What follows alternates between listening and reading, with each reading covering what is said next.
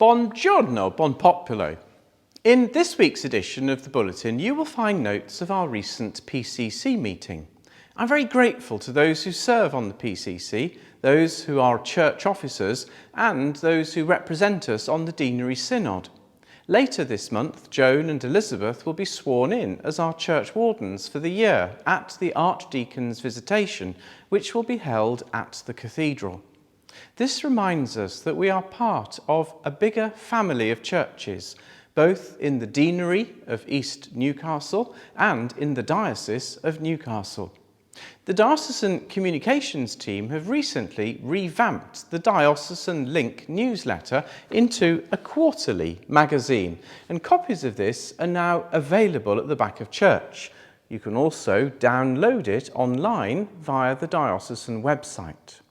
The current edition describes Bishop Helen Ann's installation as our bishop, and it introduces us to some of those people who are going to be ordained this summer, as well as updates from the Environment Working Group, the Generous Giving Team, Youth Work, news from the Cathedral and Hexham Abbey, and some images of coronation celebrations in various places around the diocese. There is also a double-page spread on deanery development planning, because every deanery is being asked to look forward, and especially how we will provide the ministry of the Church of England with fewer paid vicars. Our deanery is the smallest in the diocese, with just 10 parishes, but it is a densely populated part of the city. Currently, there are vacancies at St Mary Magdalene at Longbenton, at St Martin's and at St Anthony's in Vicar, and St Oswald and St Mark at Walkergate. The Vicar and Walker parishes work together as part of MINE, Mission Initiative Newcastle East, and it's likely that Walkergate will join that group. The appointment of one more priest will give 3 clergy working across 6 parishes in that part of our city. In the northern half of the deanery, the current suggestion is that St Francis, St Gabriel and St Bartholomew will each retain their vicar, but that we will work more closely together and also share oversight of St Mary Magdalene, where we would seek funding for the appointment of a mission worker, ordained or lay, based at Longbenton, but working across the 4 northern parishes, and in particular to support our work on those estates from which very few people have contact with the church. In our case, the Fairways, Greystones and Spinney estates. It's also thought that there could be joint working on music, vocations and schools work.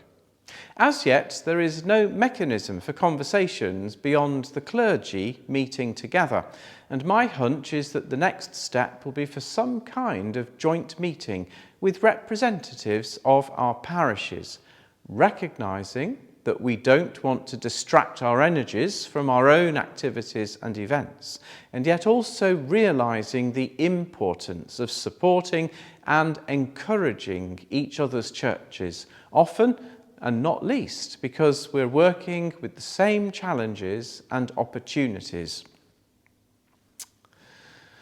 In the meantime, we have a number of events to look forward to in our own parish, including the Summer Fair on Saturday the 1st of July, for which we urgently need volunteers to help with setting up the night before and on the day, please. It runs from 12 to 2 p.m.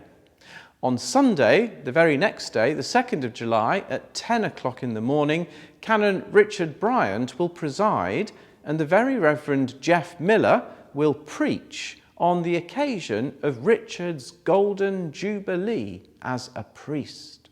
I hope that everyone who is able to be there will make a point of being present to celebrate this milestone and as a way of showing our appreciation for Richard's quiet but valuable ministry amongst us. We're also looking forward to the 70th anniversary of the consecration of our church, and Bishop Helen Ann will preside and preach at a celebration service followed by a reception on Wednesday, the 4th of October, St. Francis's Day. Please put that date in your diary, and also the Francistide Ceilidh on Saturday, the 7th of October. Before then, we will also have celebrated our Harvest Festival and Eco-Fest on Sunday, the 24th of September, and some of us are looking forward to going to Greenbelt at the end of August, a festival of Christian artistry, activism and belief. It's not too late to book for Greenbelt, so if you're thinking you might like to go, please speak to myself or Yvette, or have a word with Jane Freeman or Brian Smith. What is abundantly clear is that even as we look to and celebrate the past, we also look to the future.